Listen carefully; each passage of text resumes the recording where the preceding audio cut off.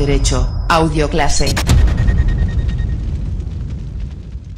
Hoy en nuestro programa dedicado a nociones jurídicas básicas, al mundo del derecho, vamos a hablar del concepto de personalidad.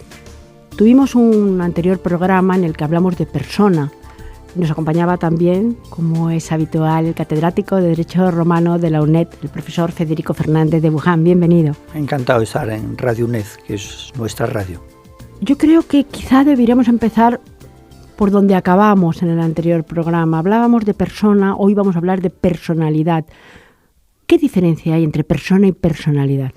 El concepto de persona es un concepto que decíamos en el anterior programa que era un concepto, en principio, que podría considerarse metajurídico desde un punto de vista filosófico ontológico, que después adopta un contenido jurídico que el legislador en cada momento, en cada circunstancia y en cada lugar geográfico establece los requisitos para que un individuo, una persona perteneciente a la raza humana, un ser humano, tenga la condición, se le otorgue la condición de persona.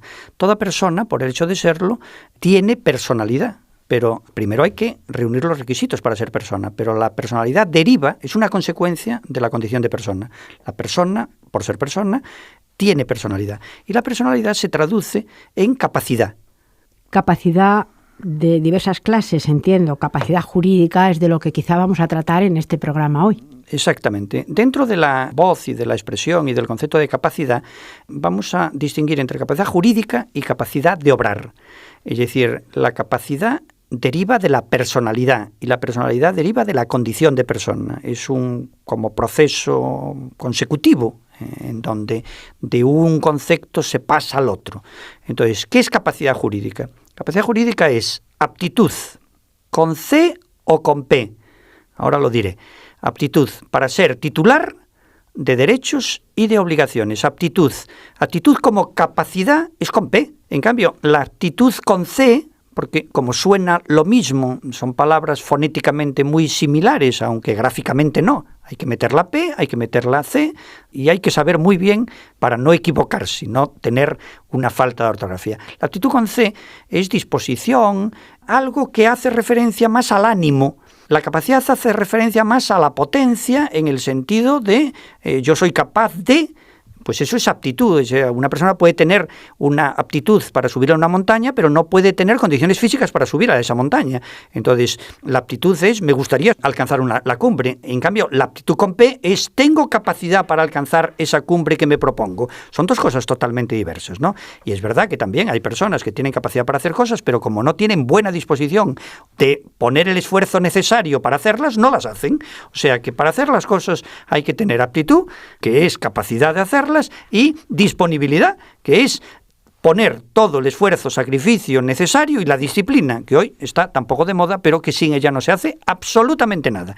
Bueno, ¿qué es la capacidad jurídica? Es la aptitud, que es capacidad de ser titular de derechos y de obligaciones. ¿Desde cuándo se tiene capacidad jurídica? Desde que se es persona. ¿Desde cuándo se es persona? Decíamos en el anterior programa que se es persona desde el momento del nacimiento, cuando se produce el alumbramiento y el desprendimiento entero del seno materno, que es la ruptura del cordón umbilical. Con lo cual quiere decir, un recién nacido de un minuto, ya no digo de un día, de un minuto, ¿es persona? Sí. Está ya desprendido enteramente del claustro materno y está vivo, ciertamente. ¿Es persona? Sí. ¿Tiene personalidad? Sí. ¿Tiene capacidad jurídica? Sí. ¿En ese momento es capaz de heredar? Sí. ¿Es capaz de recibir donaciones que se le hayan hecho incluso como concebido? Sí. ¿Es capaz de ser titular de un inmenso patrimonio porque lo ha heredado? Sí. Eso es capacidad jurídica. ¿También es capaz de ser deudor? Sí, porque las herencias tienen un activo y un pasivo, como consecuencia de lo cual el patrimonio hereditario que recibe ese recién nacido tendrá derechos que pueden ser derechos traducidos en derechos de inmuebles o créditos, derechos de créditos, cantidades en los bancos, acciones, etcétera, y también de deudas. Es titular de derechos y obligaciones, el menor de edad. Tiene capacidad jurídica. Ahora, otra cosa distinta es que tenga capacidad de obrar. Claro, ahí iba a entrar y a preguntar, por supuesto, puede heredar, puede ser deudor, pero se me ocurre que no puede firmar un contrato, por ejemplo. Evidentemente, con 1 minuto de edad, hasta desde un punto de vista físico-fisiológico, no puede firmar un contrato. Y con 2 años, pues tampoco puede firmar un contrato, y con 3, pues tampoco. Entonces, ¿qué es la capacidad de obrar? Lo defino y después ejemplifico para tratar de explicar lo definido. ¿Qué es la capacidad de obrar? La capacidad de obrar se define como la facultad de disponer de los bienes y derechos de los cuales se es titular. La capacidad jurídica la tiene toda persona por el hecho de ser persona. Desde que el derecho otorga la condición de persona y por lo tanto personalidad, se tiene capacidad jurídica automáticamente. En cambio, la capacidad de obrar no. La capacidad de obrar es un plus respecto de la capacidad jurídica. Yo lo que primero que tendría que decir es: nadie tiene capacidad de obrar si no tiene jurídica. Pero en cambio a la inversa sí, se puede tener jurídica, el menor de edad, y en cambio no tener capacidad de obrar. Entonces, habitualmente cuando una persona adquiere la plena capacidad de obrar, tanto desde el punto de vista del derecho público como desde el punto de vista del derecho privado, habitualmente, en la mayoría de edad. ¿Cuál es la mayoría de edad en nuestro ordenamiento jurídico vigente? 18 años. ¿Quién la estableció? La Constitución del 78. Antes de la Constitución del 78 ha sido tradición siempre en el derecho español y en todos los derechos que sea el Código Civil el que establezca la mayoría de edad. La Constitución del 78, por primera vez en nuestra historia constitucional, establece la mayoría de edad en 18 años y no es la parcela civil, el Código Civil, el que determina. Antes estaba en 21 años. Las personas que tenían 18, 19, 20, 21 no cumplidos, como consecuencia de la Constitución del 78, adquirieron la mayoría de edad.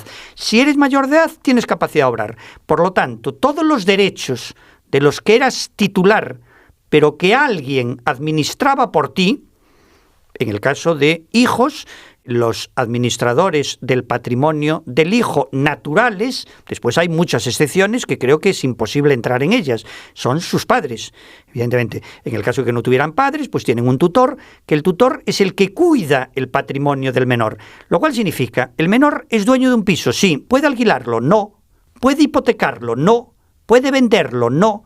Cuando llega a la mayoría de edad, estas 3 cosas que he dicho que son muy habituales, puede vender un piso, sí, ya no tiene que venderlo el administrador en nombre del menor, sino que lo vende el mayor de edad. Puede hipotecarlo, sí, puede darlo en hipoteca, sí, puede alquilarlo, que es decir, arrendarlo, sí, eso es la capacidad de obrar, facultad de disponer de los bienes de los que eres titular.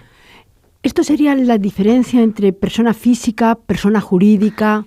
¿Cuál sería esta Bueno, diferencia? la diferencia entre persona física y persona jurídica afecta a una distinta categoría. Hasta ahora he hablado de personas físicas, que digo que nacen. La persona física nace como consecuencia del alumbramiento, ¿no?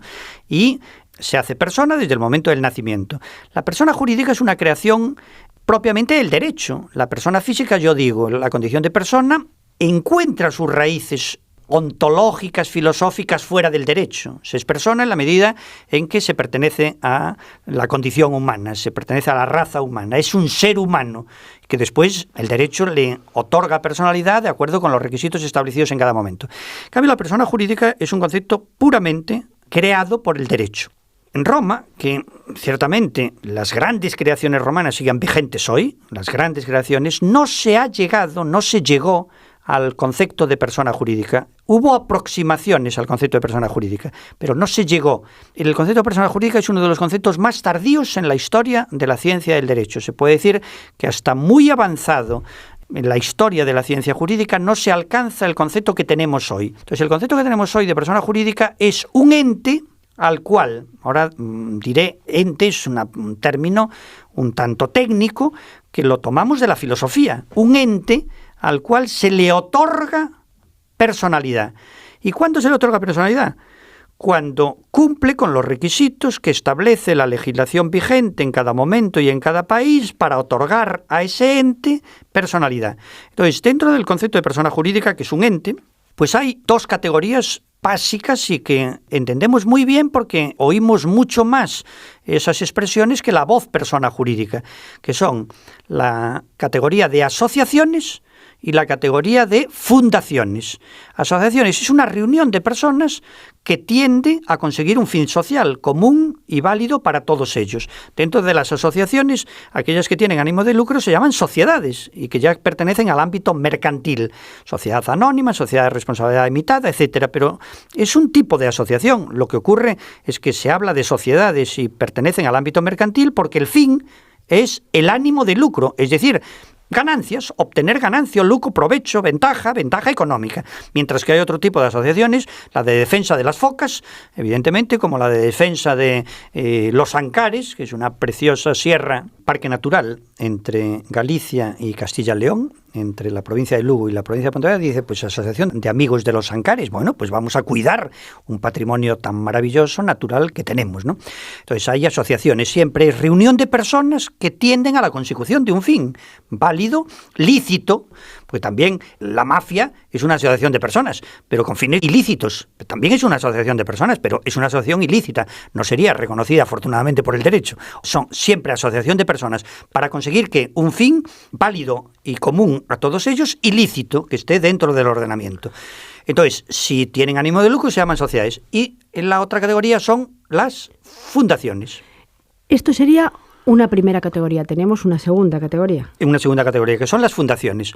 Las fundaciones también, Roma, igual que se aproximó mucho al concepto de asociación, aunque no lo dotó el concepto de asociación de personalidad jurídica tal como lo conocemos hoy, también se acercó mucho al concepto de fundación. ¿Qué es fundación? Lo defino y después pongo algún ejemplo. Fundación, masa de bienes adscrita a un fin.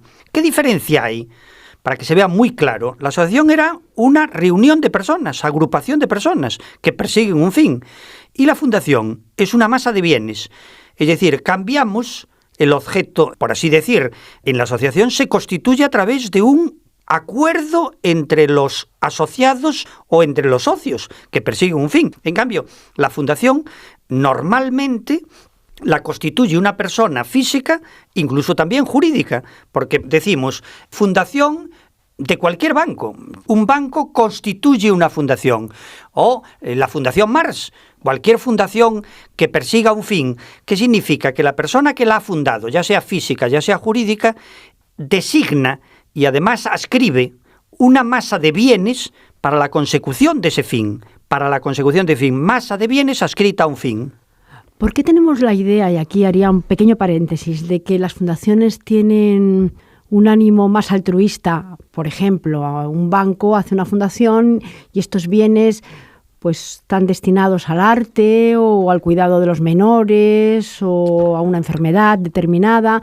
Esto por lo menos es una de las apreciaciones, hablo a nivel de calle. Absolutamente cierta, es decir, es que el sentido común que usted tiene como persona que expresa perfectamente el sentimiento del hombre de la calle es así. Por ejemplo, el Corte Inglés tiene una fundación que se llama Ramón Areces y nosotros tenemos la UNED, un centro que se llama Centro de Estudios Universitarios Ramón Areces. Ramón Areces, fundador del Corte Inglés, primero hizo el Centro Universitario de Estudios Ramón Areces, que es para sus empleados que puedan cursar estudios universitarios en la UNED.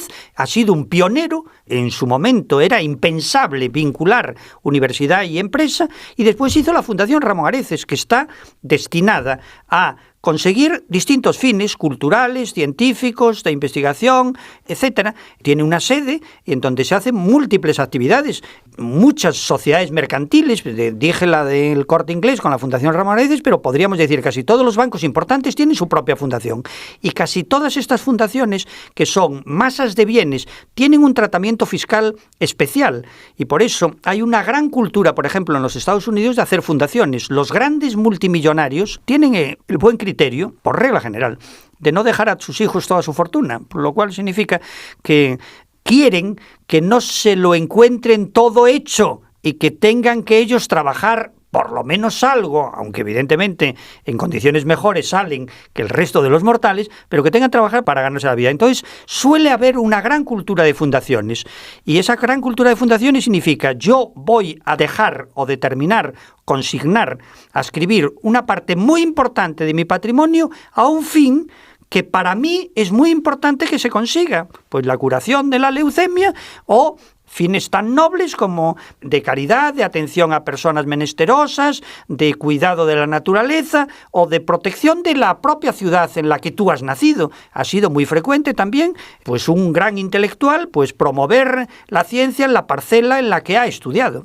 Siempre estos dos tipos que estamos mencionando, asociación por un lado, fundación por otro, del tipo que sea, ¿están perfectamente definidos y separados? Sí, total y absolutamente. Es decir, la ley de fundaciones, y que además es muy importante la ley de fundaciones, un país culto cuida mucho las fundaciones y las promueve. ¿Y cómo es la manera de promover las fundaciones? Primero, haciendo una tramitación administrativa relativamente sencilla y segundo, teniendo un tratamiento fiscal ventajoso para que la gente se anime a dejar parte de sus bienes para constituir o para aumentar el patrimonio de las fundaciones.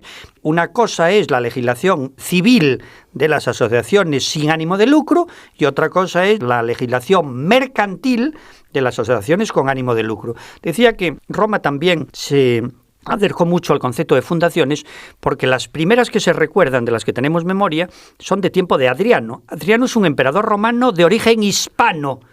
3 grandes emperadores dio, grandísimos emperadores, de los más importantes de la historia de Roma, dio Hispania a Roma, Adriano, Trajano y Teodosio. Bueno, pues Adriano constituyó una fundación, una masa de bienes, adscrita a un fin. ¿Cuál era? Socorrer a los hijos huérfanos de los legionarios que morían en campaña. ¡Maravilloso!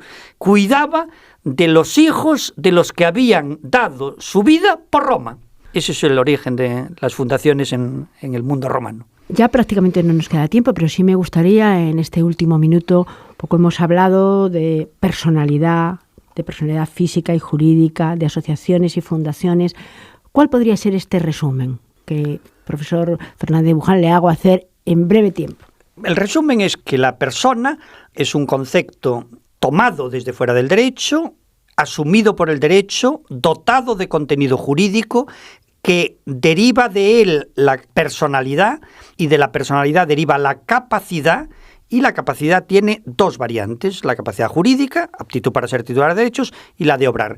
Decíamos lo de los menores, pero también no disponen de capacidad de obrar otras personas, por ejemplo, las personas privadas de razón, pero no es contra ellas. Las personas privadas de razón, que es las que no están en pleno uso de sus facultades mentales, oiga, pues es mejor no reconocerles capacidad de obrar. ¿Por qué? Porque pueden vender en contra de sus intereses, pueden otorgar un testamento sin saber qué es lo que están disponiendo. No se les reconoce capacidad de obrar en atención a proteger sus propios intereses. Pues muchísimas gracias. Hasta un próximo programa. Gracias a usted siempre.